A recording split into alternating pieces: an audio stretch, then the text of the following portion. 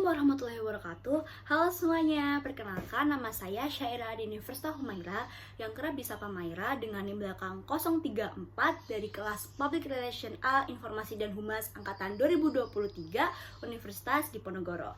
Jadi, maksud dan tujuan saya membuat video ini untuk memenuhi tugas ujian akhir semester dari mata kuliah Manajemen Konflik yang diampu oleh Mas Muhammad Aden Suryana. Selamat menyaksikan. Jadi, konflik yang akan saya bahas di video ini adalah masa buruh tuntut kenaikan upah 6,5% di gedung Pemkot Bekasi. Pemerintah kayaknya udah nyerah, cukup dengan 3 ABLI aja, 3 angka, manufaktur, pertambangan, sama adat karya. Dan tinggal mereka lagi setengah kamar terkait masalah angkanya. Jadi siapa itu? Pemerintah setengah kamar, kemungkinan angkanya akan mereka rubah. Semua masyarakat khususnya buruh Kota Bekasi, hari ini kita harus yang pada isinya adalah Gubernur wajib menetapkan UMSK Kabupaten Kota Bekasi dalam artian bahwa hukumnya untuk menetapkan besaran kenaikan UMSK di Kota Bekasi. Dan teman-teman semuanya, kalau teman-teman tidak bergerak, kalau teman-teman tidak serius untuk memperjuangkan UMSK di Kota Bekasi, saya pastikan UMSK di Kota Bekasi tidak akan pernah ada. Biarpun ada, angkanya tidak sesuai dengan kita.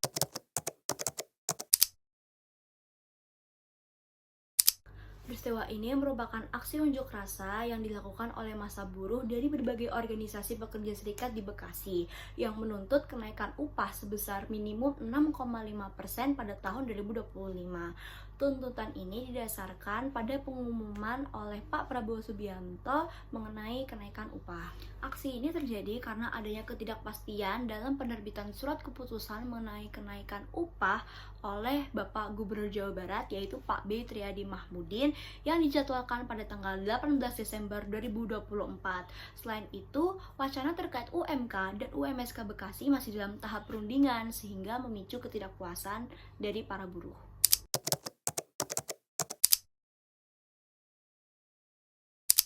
Dalam konflik ini ada beberapa pihak yang terkait. Di antaranya yang pertama itu ada buruh. Buruh dapat diwakili oleh organisasi seperti KSPSI yang menyuarakan aspirasi mereka terkait ketidakpuasan kenaikan upah.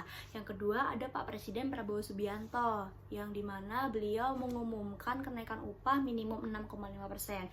Yang ketiga ada Pak Gubernur Jawa Barat yaitu Pak B. Triadi Mahmudin yang dimana beliau bertanggung jawab untuk menerbitkan SK terkait kenaikan upah. Dan yang terakhir, keempat, pemerintah Kota Bekasi, di mana dia sebagai lokasi unjuk rasa dan pemangku kebijakan lokal tertentu.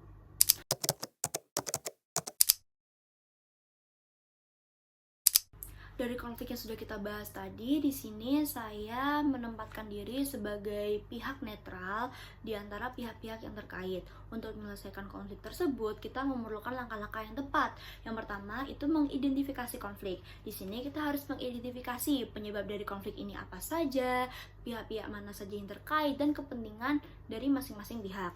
Yang kedua itu ada diagnosa konflik. Di sini kita harus mencari tahu permasalahan akar dari konflik ini, tetapi secara mendalam. Yang ketiga itu ada strategi penyelesaian konflik.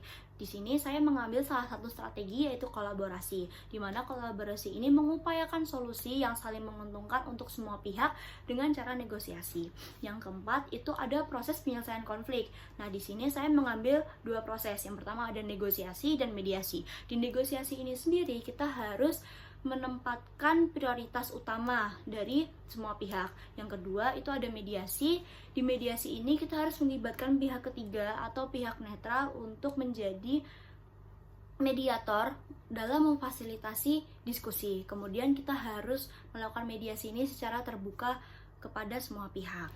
Dalam upaya untuk menyelesaikan konflik, kita juga harus menerapkan prinsip-prinsip penyelesaian konflik. Yang pertama ada transparansi. Di sini kita harus transparansi agar mencegah terjadinya salah paham dari beberapa pihak.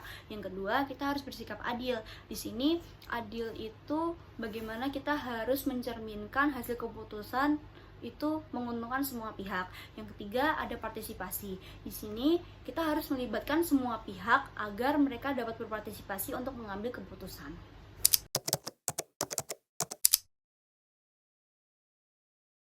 Kesimpulan yang dapat kita ambil dari video kali ini adalah konflik terkait kenaikan upah buruh di Bekasi itu terjadi karena adanya ketidaksepakatan antara pihak buruh, pihak pemerintah, dan pihak pengusaha dalam implementasi kebijakan kenaikan upah sebesar 6,5% sebagaimana yang telah diumumkan oleh Pak Presiden Prabowo Subianto.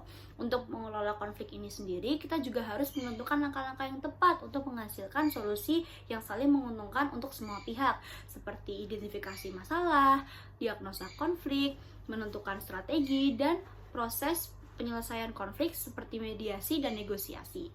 Untuk prinsip transparansi, keadilan, dan juga partisipasi menjadi landasan yang penting untuk menghasilkan solusi yang saling menguntungkan untuk semua pihak. Materi yang saya ambil sebagai rujukan teoritis untuk video kali ini adalah dari PPT Manajemen Konflik yang dibuat oleh Mas Muhammad Adan Suryana selaku dosen mata kuliah Manajemen Konflik, Informasi dan Humas Angkatan 2023 kelas A. Cukup sekian pembahasan yang saya sampaikan di video kali ini. Saya mengucapkan terima kasih kepada teman-teman semua yang telah menyaksikan, dan saya meminta maaf apabila banyak kata kurang dan juga salah yang saya bawakan di video kali ini. Kurang lebihnya mohon maaf. Wassalamualaikum warahmatullahi wabarakatuh, and see you in next video. Bye bye.